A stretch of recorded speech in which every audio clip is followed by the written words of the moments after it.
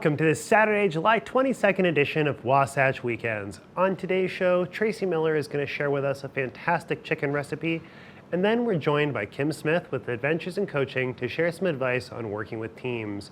And then we have the opportunity to catch up with the stars of the new season of Teen Mom. And finally, Park City Chamber of Commerce has got another small town story for us. But first, let's take a quick look at some local news. The Trails and Open Space team is hosting a volunteer noxious weed pulling event today from 8:30 to noon, and that's going to be at the Fast Pitch Trailhead in Round Valley. Meeting at the Quinns Junction Trailhead by the trail kiosk. Please wear closed-toed shoes, long pants, and be prepared to walk on some uneven terrain. Bring plenty of water, sunscreen, and snacks, but coffee and bagels will be provided. Now, let's take a quick look at today's weather. This weather report is brought to you by Sun and Ski Sports, your new mountain sports headquarters.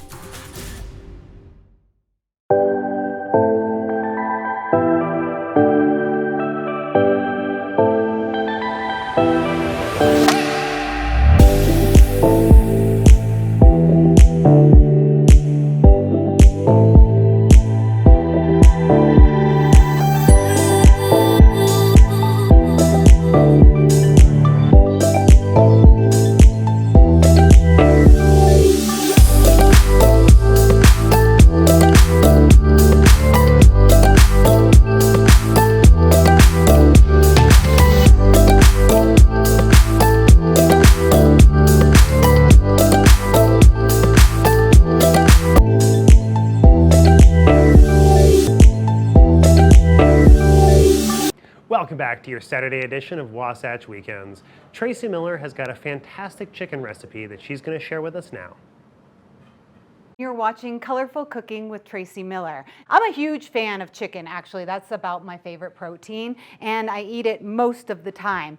So what we're gonna do is super season it, like lots of salt and pepper over every little part of your chicken breast. We're gonna put a little bit of olive oil in the pan, coat it. I have my oven at 350 degrees, and I'm going to turn this up a little tiny bit because I turned it down, because of that whole summertime heat thing. And what happens when you have your hot pan, you put 2 cold chicken breasts in it, the pan automatically gets a little bit cooler. So crank it up a little bit when you're about to put your chicken in. We're going to put that raw chicken breast right in there.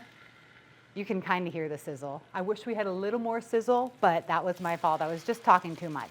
Okay, so there we go. We have the chicken seasoned on one side, but with every good protein, you need to season it on every single side. Now, I'm pretty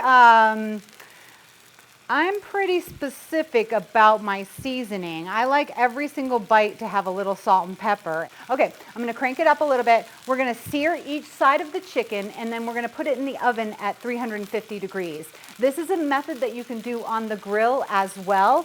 So if you're grilling and you have your grill really hot, fiery hot, you put your chicken on, you sear it up, you flip your chicken over, and you sear it up again. Then you can either put it in a cast iron pan or a baking sheet and finish it in the oven. This is a trick a lot of chefs use when they're mass producing. Like if I'm cooking filet mignon for 20 people, I will sear it up and then I'll let it cool, and then I'll pop it in the oven right before it's time to eat for about 15 minutes, and it gets to a perfect medium rare temperature. So this is a nice method. Okay, so you want to get a nice sear, a nice color on both sides of your chicken breast.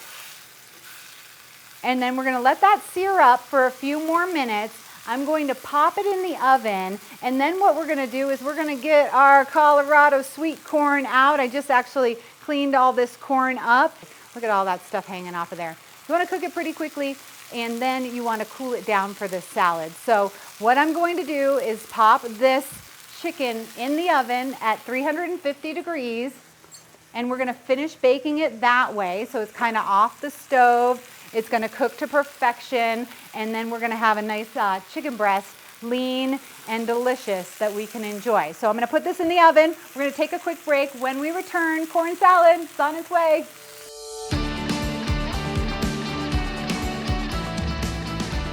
Welcome back to Colorful Cooking. I am Tracy Miller, and we've got some chicken in the oven, and we're also making a corn salad today. It's a really nice light summertime dinner. To complete the meal, first of all, we have our fresh corn, which here in Colorado, we've got some good corn. So I'm just gonna pop that in the boiling water, and I'm literally gonna boil that for probably about 2 or 3 minutes. Everybody overcooks their corn. You don't need to cook corn very long to keep that nice little pop that corn has.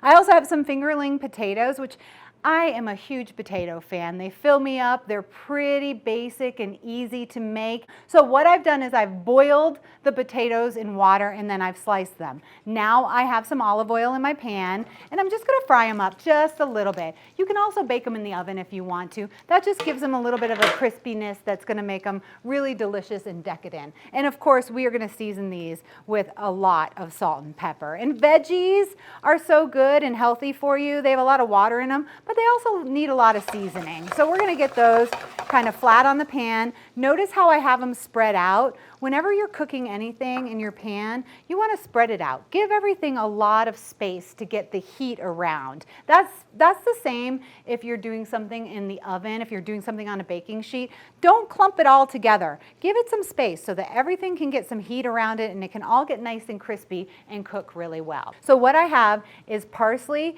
and cilantro right here. And I forgot my brand new knife, so I have to use a knife here in the kitchen. But I'm just gonna try to mince this up really nicely. Not sure my knife is gonna cooperate with that because, you know, the sharper knife you have, the better off that's gonna be. But we're gonna just do some parsley and some cilantro mixed together. I'm gonna do a lot of salt and pepper, some red wine vinegar. This is what makes it really fun and fresh. And look at how low calorie this is gonna be too. So it's gonna give you some good flavor on that chicken breast, but it's not gonna cost you a lot of calories. We're also gonna add a little bit of olive oil to it. And this depends on how much you like olive oil. Add the extra virgin olive oil if you really like the flavor. Add a lighter olive oil if you don't want quite as much olive oil flavor to it. So we're just gonna let that sit and kind of absorb all those flavors. Get that red wine vinegar. I can smell that vinegar and it smells really good. I'm gonna actually add a few more herbs to the top of that. And then we're just gonna let this sit and relax. And you don't have to let it sit and relax for too long. I would say like 10 or 15 minutes. It's kind of one of those things that you wanna make right around go time, and you want to be able to serve it fresh because that's what it is. It's really fresh. So we've got a low-cal chimichurri here. It originates from Argentina, good on any meat. I put it on steak quite a bit. You could even use it as a taco seasoner if you wanted to like put it on top of your taco or something like that. But right now, we're just gonna save it for the chicken. All right, looks like our corn is possibly done. So let me grab some tongs here and just get that right out of there. See, that looks nice. And it's still kind of firm. It's not mushy at all. So what's gonna happen now is we are going to just let that cool down for a second, and then I'm gonna cut all the corn off to make the corn salad. I think one of the reasons why I was like doing this corn salad is because both my daughters had braces and neither one of them could eat corn, and I was like, had to cut the corn off all the time, and I'm like, hey, wait. I remember this. This is kind of a nice way to eat corn. Doesn't get stuck in your teeth. Chimichurri is a stuck in your teeth kind of dish too. So if you're eating it with a friend, that's the way to go because that cilantro might stick around. You have to ask, hey friend, do I have anything in my teeth? Can't be on a date or anything like that, you know, a new date. All right, so we're gonna crank the potatoes up. We just wanna get a little crisp on them. We have the chicken cooking in the oven. I've seared it on both sides. I've popped it in the oven at 350. It's probably gonna take about 20, 25 minutes to reach 165. We're gonna pull that out. We're gonna let it rest for a minute and then we're gonna slice it up. We are gonna put it on top of the potatoes and then we are going to make the corn salad. I'm going to pop the corn under some cold water while we take a quick break. When we return, it is a Mexican corn salad that I really think you're gonna like a lot. So stick around.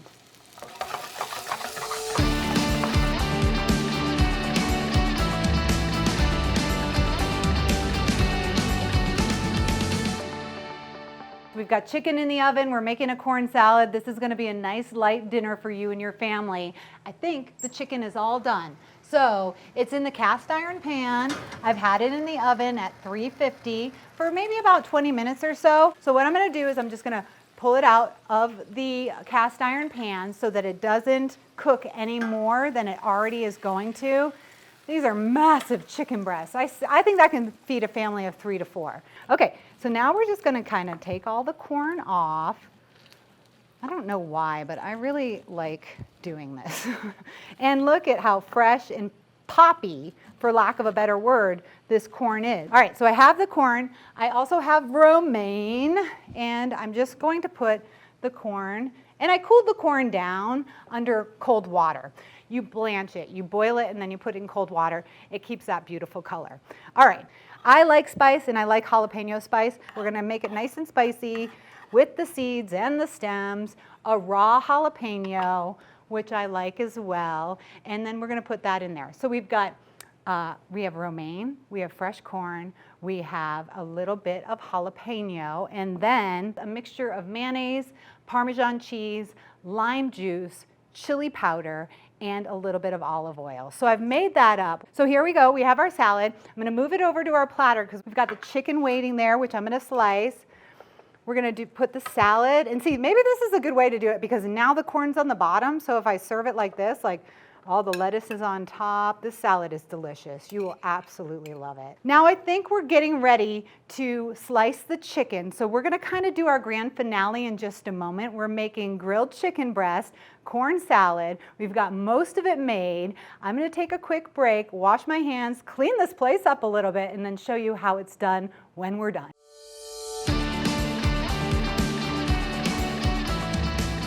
Welcome back. I got to get Maddie Evans in the kitchen. Maddie, how you doing? I'm so good. I'm so excited to try this right now, though. Okay, good. I have a piece of chicken there for you. I hear you're a big fan of chicken, so give it a bite. All right, I cooked it in the oven, and it has to have a little bit of moisture, which it was pretty juicy when I was cooking it. So there you go. Tell me, does it have some moisture in it? Mm-hmm. Is it pretty good? Mm-hmm. Did you get a little bit of the corn salad in there too? Oh my gosh. She likes it. That chicken is amazing. It's good. That's how you cook it. You sear it up, you finish it in the oven. You can do that with any meat that you have. We will have all the recipes online. We've got fingerling potatoes. Have a little more. How's it going? You're back on TV. I'm back. It's amazing, but you can't talk to me now because I'm going to stuff my face. Okay, so we've got the corn salad. This is a perfect summer dish. It's healthy, it's high in protein, it's low in calories, and it's going to taste good if you'd like to make it for your family or even for a party. Like you could do this on a platter for a party. I'm Tracy Miller. That's Maddie Evans. This is Colorful Cooking. Thanks for watching.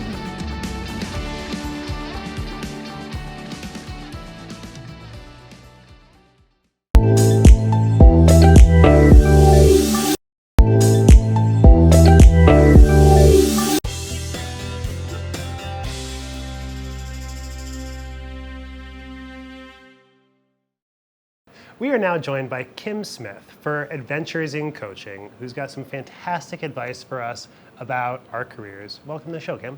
Thanks so much, Ben. It's great to be here. Well, it's great to have you. So we've been talking a lot about finding purpose and really kind of orienting ourselves in our careers, but we're changing gears now to talk a little bit more about groups and teams and kind of how to coach as a group.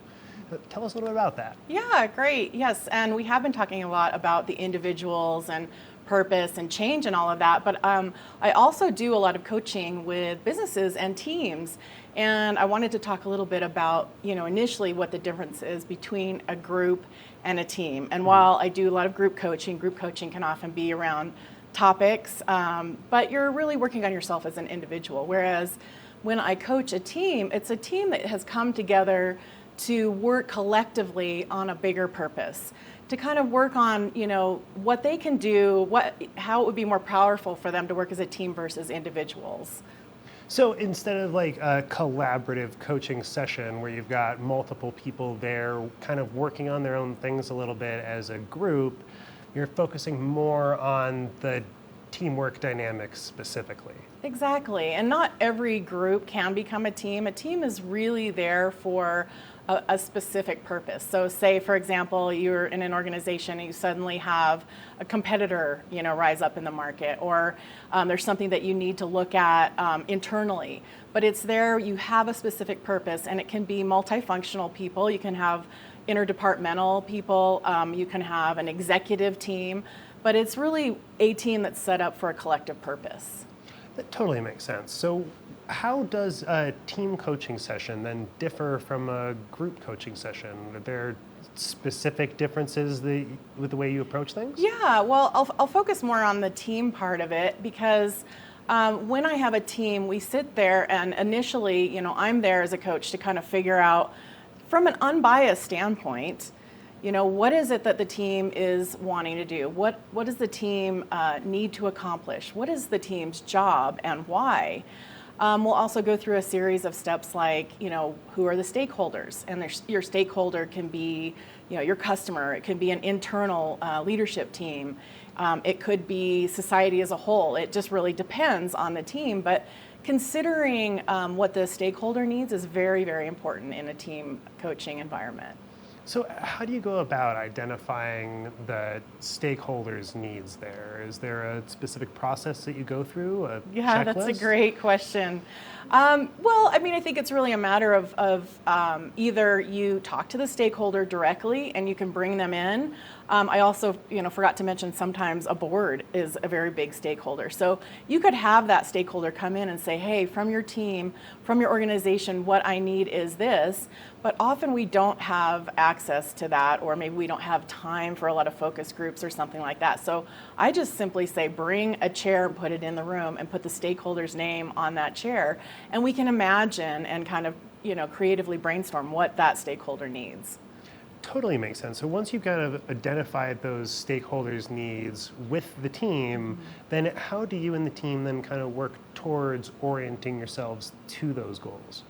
So yeah, that is a great question. So we want to figure out what is it that they need? What is it that we're trying to do? Is it, speed to market? Are we trying to develop a new product? Are we trying to be innovative?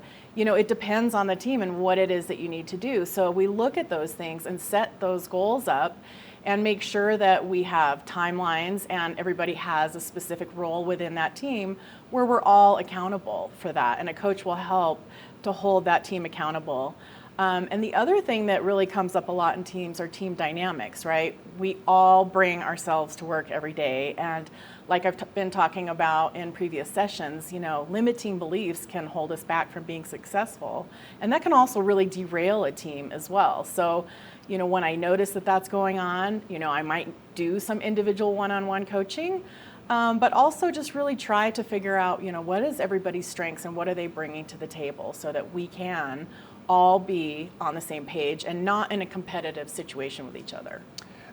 That seems pretty obvious there. Clearly, if the team isn't gelling together as individuals, it seems like that can be a huge challenge.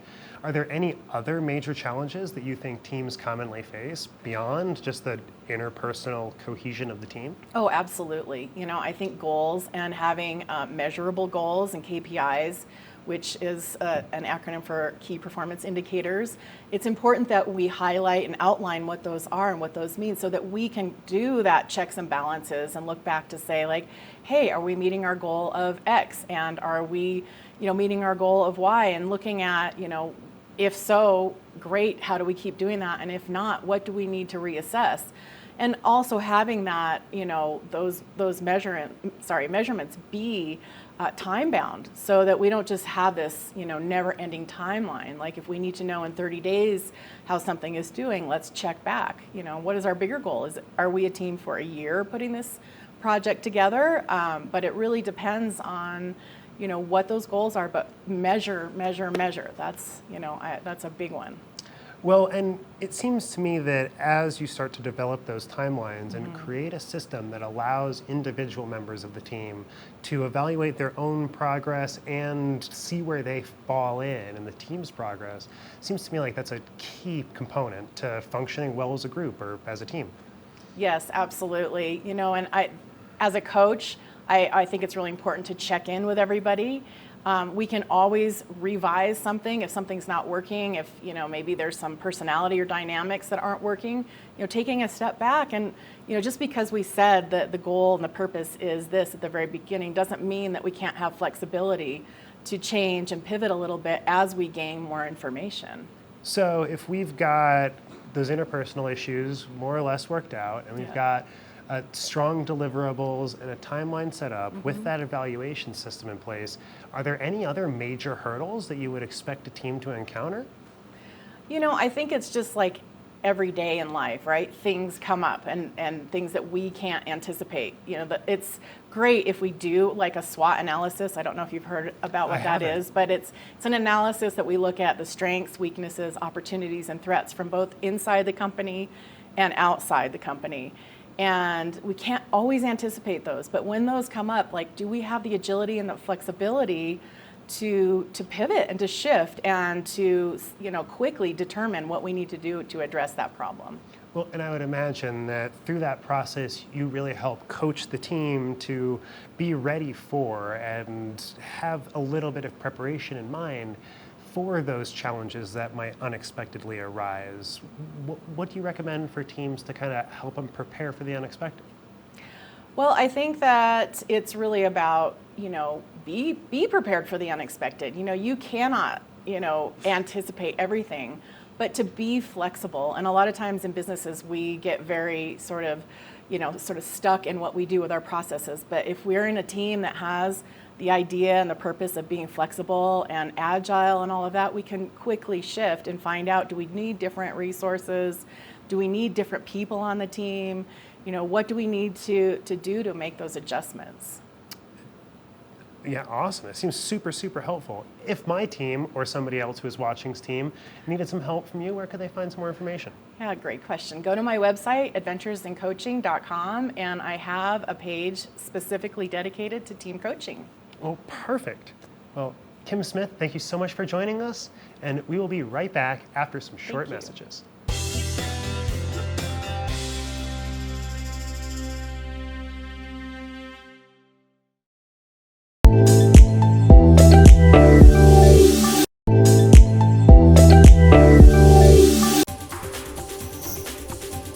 This weather report is brought to you by Sun and Ski Sports, your new mountain sports headquarters.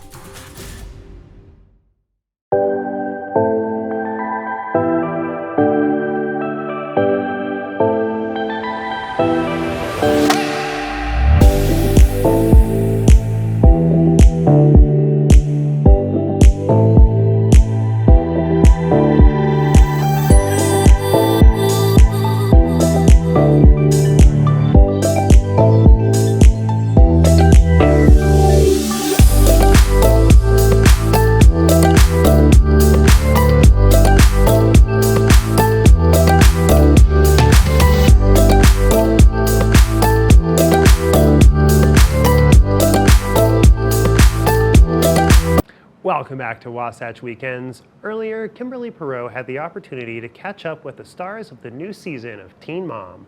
Let's hear what they have to say. We have two of the stars of the long-standing series on MTV, Teen Mom, The Next Chapter. We've got Jade and Leah joining us today to talk about where they are in their lives, what to expect ahead of the upcoming series premiere tomorrow night on MTV. Jade and Leah, thank you so much for joining us. How are you ladies this morning? Good, thanks for having us. So, Jade, I want to jump in with you. Tell me, what can fans expect on your storyline this season? I feel like it's a lot of up and down. I feel like there's some really awesome, like, positive moments, but I feel like there's some parts that are just like gut-wrenching, honestly. There's some parts that I look back and, memories that I'll keep for a lifetime. And it's really amazing to know that MTV was shooting a lot of these moments in my life and these moments that I needed, closure. I think it's so unique that you all, it's one, thank you for sharing your lives with us, and also just to be able to document all of that. Because for you, Jade, you've had some really exciting things. I think based on some of the articles, you're recently engaged, so you're in the midst of wedding planning. Tell us a little bit more about that. Yeah, so on top of everything else going on with this new season, there's a lot of stuff going on with my parents, a lot of stuff going on with our home and moving, and Chloe's about to start school. On top of all that, we're planning the wedding. The wedding is just in a couple months, so I feel like we're getting really close. But I mean, it feels like so much has happened. So I feel like you have to tune in, because I think like every episode there's going to be something different going on my storyline. I did a lot of traveling. I shared a lot of really like raw, vulnerable moments, and I don't know, it was an emotional journey, and it sometimes makes me forget that like, hey, I'm about to get married in a couple months. Like sometimes the wedding planning stuff almost like was in the background because I had so much other things going on in my life with my family. So very exciting stuff that you have happening. Now, Leah, tell us a little bit about you. What are the latest and greatest updates, and what can we expect for you? I think that you'll see a lot of lighthearted moments with me and my girls. You'll also see a checkup appointment with Allie. She's doing great, and you'll get to see what the doctor says at that appointment and how equine therapy has benefited her in so many ways. And then you'll see some challenges. You'll see some challenges in my story this season. Everyone will just have to tune in to see. I'm excited, but also nervous. So, Leah, just based on what we've learned about you, it sounds like this is really a time for you to really dig in and find yourself. Tell us a little bit more about that journey and what we can expect as we head into the season. I don't think that you ever fully find yourself. I think you're always evolving. You're always finding that next version of who you are. And you just got to press into that. Keep pressing into that and keep growing, keep evolving, and keep going. I think it's really impressive. You have a memoir coming out as well, and just seeing everything that you've done. We've watched you essentially grow up and really develop into this incredible woman that you are. So thank you for sharing those stories for us. Now, ladies, where can we go for more information to find out how to watch the show, what to expect, where to keep up with other castmates as well? Leah, will you tell us where we can go to watch more of the show? Oh, no problem. You watch the show on MTV, and the premiere is Wednesday at 8 p.m., July 19th. Awesome. Check it out, guys. And Jade, any last minute things that you want to tell your audience and your fans what to expect? I don't know. Shoes ready. It was really emotional for me. Well, it's got to be exciting for you to be able to share your story with the world finally. So, ladies, thank you so much for jumping on air and telling us about the upcoming season. Tomorrow night on MTV, 8 p.m. Eastern Time. It'll be the beginning, the first episode drop. So thank you so much for joining us, and best of luck to you this season. Thank you. Thank you. Have a great day.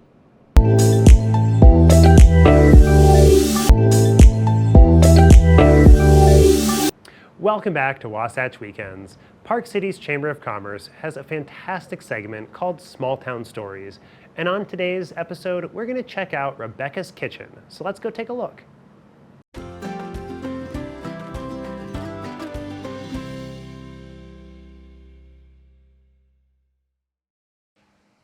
Welcome to Small Town Stories, sponsored by the Park City Chamber. Today we are at Rebecca's Kitchen with Rebecca Abrams. She's the executive chef owner here. Thanks so much for letting us come to your kitchen. Thanks for coming. Oh, it's beautiful. It's a great space, and I'm looking forward to hearing your small town story.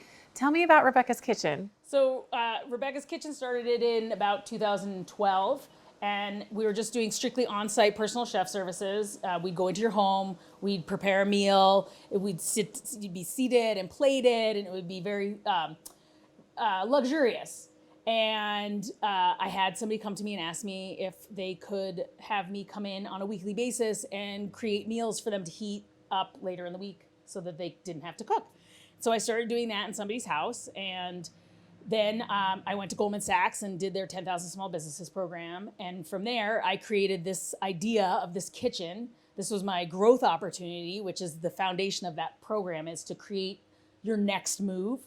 And my next move was this, and it took a little while. That was 2017. And I slowly was developing what I was gonna do. And I was kind of trying out different things and working on different techniques. And then the pandemic hit, and I was just about to start building a kitchen before the pandemic hit, and then the pandemic hit, and everybody wanted prepared meals. And so I created this kitchen so that we could have a sustainable prepared meal delivery service where we deliver fully cooked, ready to heat and serve meals to your house in glass containers that are reusable. They're microwave safe, oven safe, dishwasher safe, and freezer safe. So all you do is eat your meals each week, and you can heat them up or not. No judgment. Cold food is great. And then you wash the containers and leave them out for the next week. We deliver you new meals, and we pick up your containers from the week before. Before we talk about this beautiful food and this wonderful space, I want to travel back in time a little bit. What brought you to Park City initially? Skiing. That's it. Skiing. Where did you grow up? So I'm from New England. I grew up ski racing competitively in New England all my life. I went to college in the race Division I. And when I graduated, I wanted to take a year off. And I landed in Steamboat first because I got a job there and I thought, okay, this is cool. But then I had dreams of bigger mountains, which we have here. So I also have a brother who had spent a lot of time in Utah and was supposed to spend a lot of time in Utah going forward. And he said, go to Alta and I'll see you all the time. So I moved to Alta and then he moved to LA. And you're here. And now I'm here. You know, after a couple of years in Alta, I went to work for a family privately as their private chef full-time, lived with them. And it was supposed to be temporary. And when the year was up and I was ready to move back here, I wanted a community and a town. I wanted to go to the post office and see people I knew. And Alta doesn't have that as much as I love it there. And Salt Lake's too big. I'm not a city girl.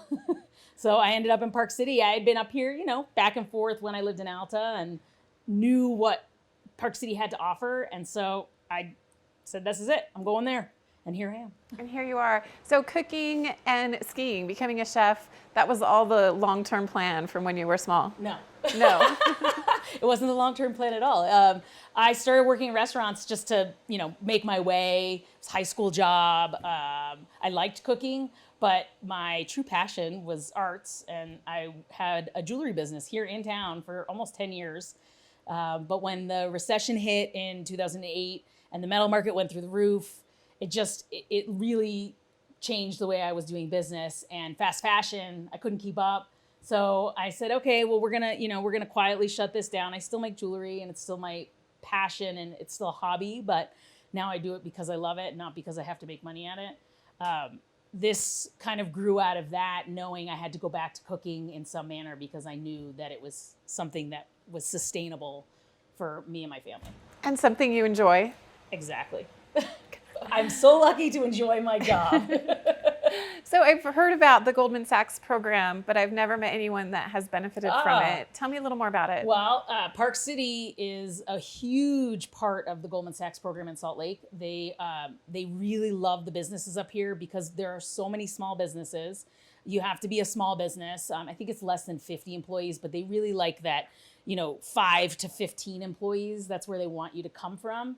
And it's a free program. It's completely paid for by Goldman Sachs. It's a 4-month intensive study on your business. So they open up your books, they open up all of your business and look at it and then help you learn how to look at it, understand it, analyze it, see what your next move is, and create this growth opportunity, which for me was this prepared meal delivery service. So tell me about your business model now and how you're serving all of these great meals, delivering them to individuals and families here in Park City. Sure. So we have 2 types of services. We have our personal chef services still, where we come into your home and we create a very hands-on meal where we're prepping everything here, but we're cooking everything on site.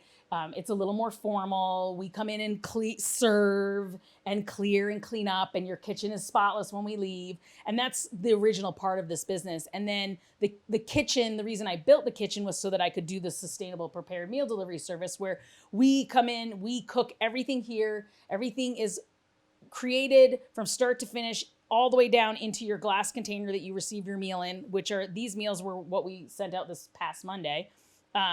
And then we deliver them in reusable cooler bags and deliver them to your door. It was contactless when we started because it was still heavy COVID. And we opened November 15th of 2020. So we were very much contactless then. And then as we've kind of, dialed it back a little bit, people seem to like the contactless. So we put the cooler bag on your doorstep. In the winter, it doesn't need an ice pack. In the summer, it needs ice packs, even right now. And then people just pick up their meals when they get home. The delivery is between 4:30 and 6:30, so it's right before dinner time. So you can come home on Monday afternoon and have dinner ready to go. All you have to do is heat it up. And having healthy, chef-prepared gourmet food at home, it's such a great thing to have. That's really important to us that it's healthy. It's meant for weeknight eating. So we try and go low carb, high protein, high veggie, lots of vegetables, lots and lots of vegetables. I have a walk-in full of vegetables every Friday to get ready for prepared meal delivery. And then we do a lot of gluten-free, dairy-free. We have a lot of flexibility in the ordering. So you go on the website, you sign up, we set you up on the website with a username and password, and then you go in and order your meals, and you get the option to have dairy-free or gluten-free. So the pasta salad comes gluten-free as well. The stuffed peppers come dairy-free as well. Everything is organic whenever possible and locally sourced. So like we have local sprouts here. We use local squash here. We use a lot of local zucchini in the summer. All of our beef is Canyon Meadows Ranch, which is grass-finished, grass-fed, free-ranging, never left the state of Utah. We do organic turkey, organic chicken. So our goal is to make it healthy, but also environmentally sustainable. So the closer the better. You know, the summer's great for this. We're so lucky to have all the farmers that we have here that we can gather from. So we get a lot of local lettuces. And then in the winter, we try and dial back, but we get a lot of stuff from LA, from California. We're lucky that that's not that far here in Utah, as opposed to, you know, if we were in the middle of the country, it would be a lot further to go. So we're lucky for that. So, you know, everything is with sustainability in mind. We try and use as little plastic as possible. We try and reduce, reuse, recycle.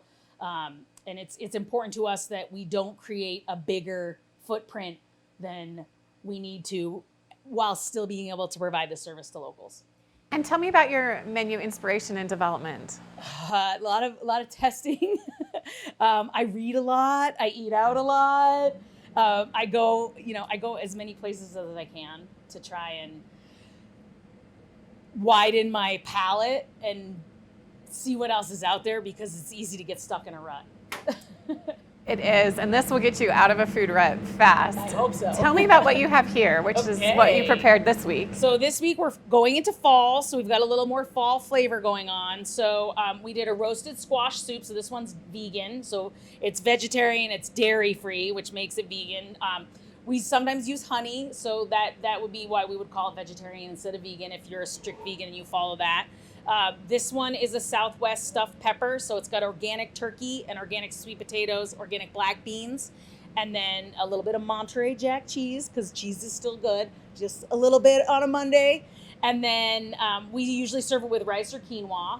And then this is a veggie pasta salad. It has a nice light lemon vinaigrette so that it's light and easy. You can eat it cold or warm. And then this is kind of our staple breakfast food, which is a breakfast cookie, and this one's pumpkin chocolate chip because it's September. And this one is a great all-day snack. We kind of pitch it as a breakfast cookie because it's quick and you can grab it and on the go, and has tons of fiber in it. It's got no refined sugar.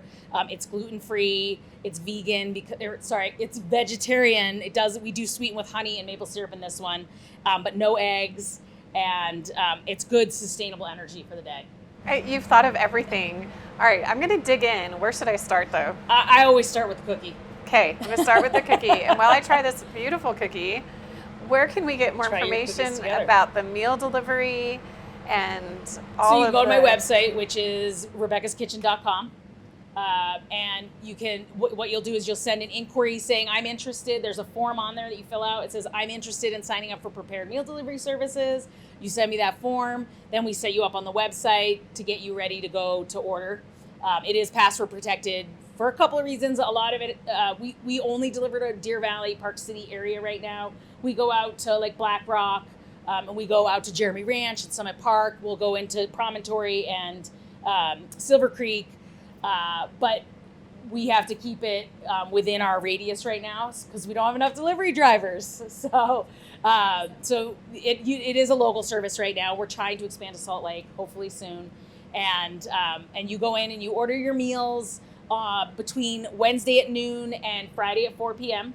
And then we start working on them on Saturday. We start prepping on Saturday, and we deliver on Monday between 4:30 and 6:30. It's delicious. I say you try it too. This is one that, sometimes as a chef, you kind of get fatigued from your food, and this is the one I still eat all the time. Really? Oh, it's so good. I love the cinnamon in there. And there's ginger, There's pumpkin seeds in this one. We're nut free. On Mondays, we're peanut free. So we use a lot of seeds, a lot of sunflower seeds, a lot of pumpkin seeds, a lot of sesame, and occasionally we will put nuts, but there's always an option to exclude. Oh, it's so good. Thank I you. want to dig into this. Yes, too. so that's This the looks Southwest delicious. stuffed pepper, and that one has organic sweet potatoes. We do a lot of sweet potatoes. We don't do a ton of white potatoes, but we have a list of things that we find. It's called the Clean 15 and the Dirty Dozen, and for organics. And so we try and follow that list and only use organic from the Dirty Dozen, and then the Clean 15 we'll use conventional sometimes, depending. We'll kind of weigh whether or not it was from Mexico, so that's a really long journey for it to make, versus if it was grown in LA and it's conventional, we might choose that over the organic from a long distance. Oh, so much research goes into everything you do. You really are conscientious about all the different important to me. pieces of this, but what an incredible amount of work. Thank you. Well, years of experience, years of studying. And it's important to me as a person, so I bring it into my business because it's important to me. And that's just kind of natural, and I've been studying it for so long because it's always been important to me. So I did start out as an environmental studies major. Wow, you can see that coming into play here. And that's A little delicious. bit. Thank all you. of this is so good. I'm Thank excited to eat, to dig in even Yeah, we'll have to more. sit down and have a meal now. But I always like to end these knowing, what is your favorite thing about Park City, living here, having a business here? I like the community. I like that I can go to the post office and I always see somebody I know. That's community to me. I like, when I'm in Whole Foods, where I'm a lot, I run into people all the time. Oh my gosh, I only see you here, Rebecca. You're always at Whole Foods. It's so funny because that's like my second home now. But in a big town, I wouldn't be able to run into everybody I know at Whole Foods. Well, So. we love having you a part of Park City and Thank Rebecca's you. Kitchen. I love being here. Thank you so much for joining us. This is another small town story at Rebecca's Kitchen, sponsored by the Park City Chamber. We'll be back right after this.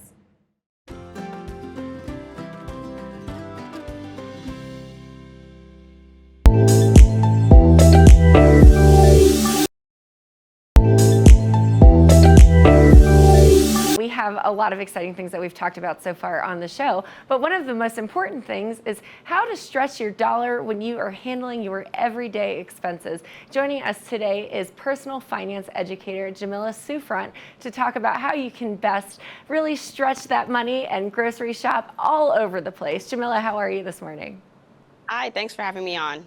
Wonderful to see you there. I love the color of your shirt. Now, talk to us a little bit. How can families really begin to incorporate in their budget groceries from all over the place? What advice do you have? That's right. Families are feeling more pressure because of rising food costs, so it's important to be savvy and proactive when it comes to shopping. You can do things like bulk shop, so buy things in large quantities that are non-perishable, like canned goods, canned vegetables, rice, pasta, even cleaning supplies. Also, look at the store brand over the name brand quality and see what the comparison is. Oftentimes you can save and it's the same quality or even better in some cases. Next, you want to make sure you're shopping with a list. So make sure before you go into that grocery store, you are shopping according to what you actually need and your meal plan. And also make sure you're using technology. We use technology in every area of our life, so why not use it with our grocery shopping? And companies like DoorDash allow you to shop from the comfort of your home and get more access to healthy groceries and have it delivered in minutes. DoorDash has definitely opened up quite the variety of what you're able to get delivered to you and really help with the convenience of it. You're saving on time and gas and money by doing that. So talk to me about some of the latest trends in grocery shopping and how can they help busy families to save that time and that money? So latest trends involve making food accessible and making healthy food more available to people who live in rural areas or food deserts. So companies like DoorDash now allow you to use your SNAP EBT benefits to look at and buy those healthy food options on demand, which really makes things more available to more people who need it. So speaking of, tell me what grocery stores in our area are accepting the SNAP benefit program. You can look at grocery stores like 7-Eleven. Also go to the DoorDash app and website. You're able to look at that SNAP EBT icon and search for all the participating grocery stores and retailers that you can use your SNAP and EBT benefits. And you can find all of that on the DoorDash app and the website. So where can we go for more information about this? So for more information, you can go to DoorDash.com to see all the available grocery options to you and to find out more about the SNAP and EBT benefits. Well, Jamila, we appreciate your time as a personal finance educator. This is really helpful tips to be able to save money on that time, to go in with a grocery list and to have a budget. Thank you so much for sharing your knowledge and expertise, and thank you to DoorDash for giving even more options to their patrons. So stay tuned. We'll be right back after this. We've got a few more people joining us here on the couch on Good Morning Vail. We'll be right back.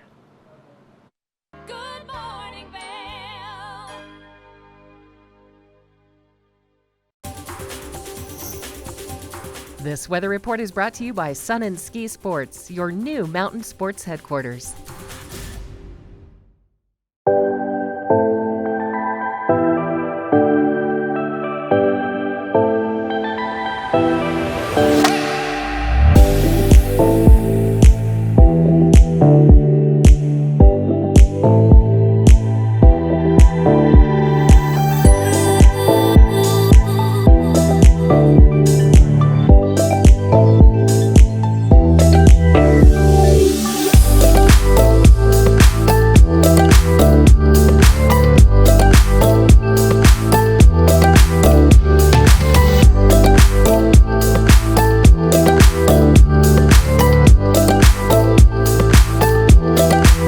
Well, that's all the time we have for today's 1-hour edition of Wasatch Weekends. Don't forget to catch us tomorrow, where we'll be getting some advice on how to keep our mountain towns sustainable, and we've got another edition of Adventures in Coaching for some career advice.